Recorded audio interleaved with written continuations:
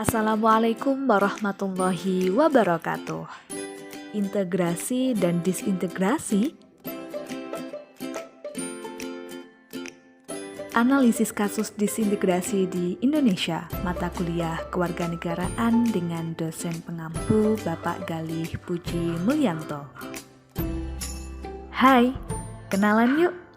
Kami dari kelompok 3 dengan anggota Hidayatul Livia Nirmala, Ibrahim, Ica Aprilia, Iqda Silvia Nur, dan juga Ikhlasul Amal.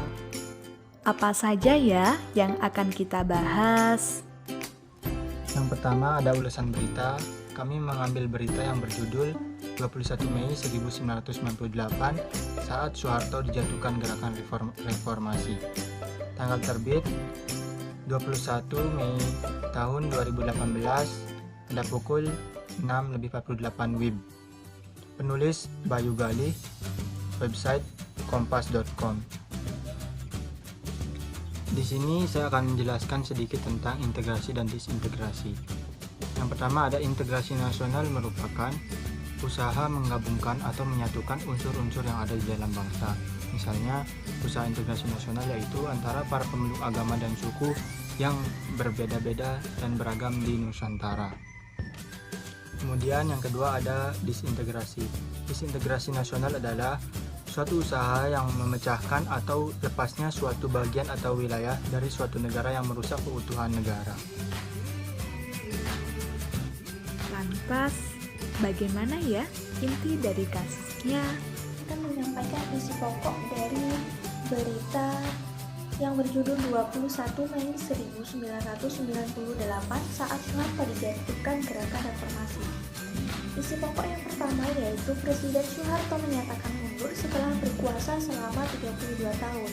Yang kedua, dengan pengunduran diri ini Soeharto menyerahkan kekuasaan kepresidenan kepada wakil presiden, yaitu kepada Bapak B.J. Habibie. Yang ketiga, gerakan reformasi merupakan penyebab utama yang menjatuhkan Soeharto dari kekuasaannya.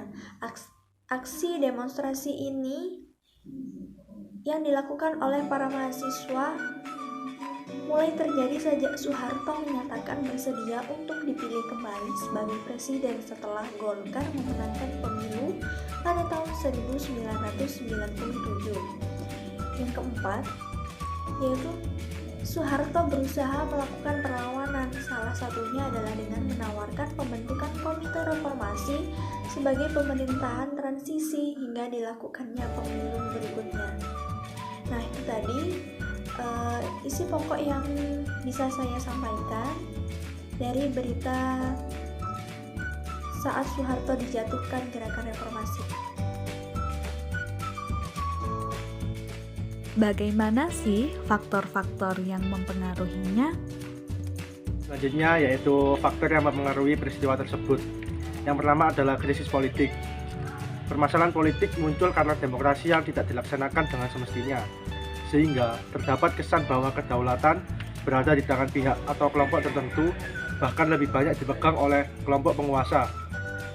Segala kebijakan yang dibuat oleh pemerintah Orde Baru selalu dengan alasan dalam rangka mempertahankan kekuasaan penguasanya, yaitu Soeharto. Keadaan ini mendorong munculnya rasa tidak percaya dari masyarakat terhadap wakil-wakil mereka. Ketidakpercayaan tersebutlah yang mendorong munculnya gerakan reformasi. Selain itu, pemerintah bersikap tertutup, otoriter, dan personal. Masyarakat yang memberikan kritik terhadap pemerintah akan dianggap anti pemerintah, menghina kepala negara, dan anti Pancasila. Akibatnya, kehidupan berbangsa dan bernegara yang demokratis tidak terwujud. Yang kedua yaitu krisis hukum. Rekayasa-rekayasa yang dibangun pemerintah Orde Baru tidak terbatas pada bidang politik. Dalam bidang hukum pun, pemerintah melakukan intervensi, yang artinya adalah kekuasaan peradilan harus dilaksanakan untuk melayani kepentingan para penguasa dan bukan untuk melayani masyarakat dengan penuh keadilan. Dengan adanya ketidakadilan ini, di bidang hukum tersebut mendorong masyarakat untuk menuntut adanya reformasi. Mahasiswa sebagai salah satu motor penggerak adanya reformasi juga melakukan tuntutan dalam bidang hukum agar dapat mendudukan masalah-masalah hukum pada kedudukan atau posisi yang sebenarnya. Yang ketiga yaitu krisis ekonomi.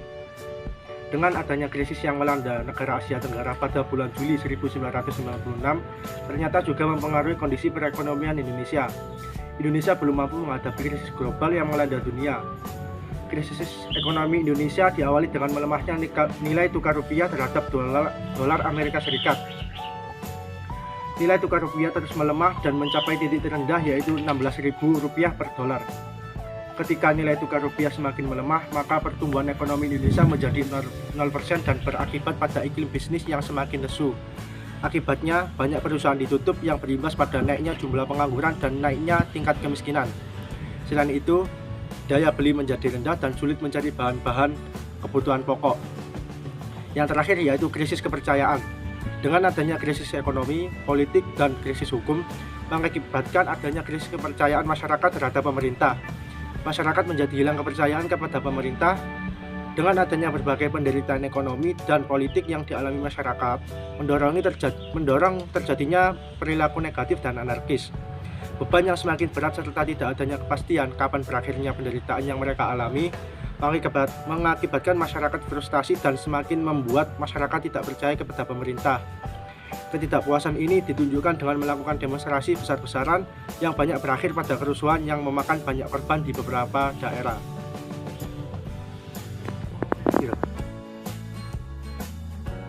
Ya, disinilah peranan penting dari pendidikan Pancasila dan kewarganegaraan.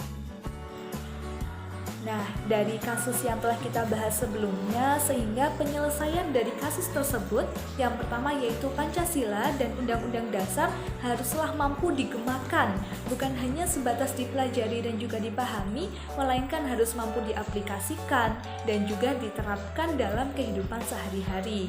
Yang kedua, penggunaan GBHN garis besar haluan negara haruslah mampu dijadikan pedoman berbangsa dan juga bernegara. Yang ketiga, para tokoh elit bangsa haruslah bersatu padu dan bukan malah bercerai-berai, di mana mereka merupakan sosok figur yang menjadi suri tauladan bagi masyarakat. Nah, yang keempat, nilai kebudayaan yang mengandung nilai-nilai luhur haruslah senantiasa dijaga dan juga dilestarikan, bukan malah berbondong-bondong menghancurkan nilai kebudayaan sendiri demi meniru bangsa lain, karena hal tersebut sama saja dengan kita bergandeng tangan bersama-sama menghancurkan bangsa kita sendiri. Nah, yang terakhir yaitu TNI dan Polri haruslah segera dipersiapkan dengan tahapan yang sistematis guna untuk menjaga keamanan dan juga kestabilitasan bangsa Indonesia.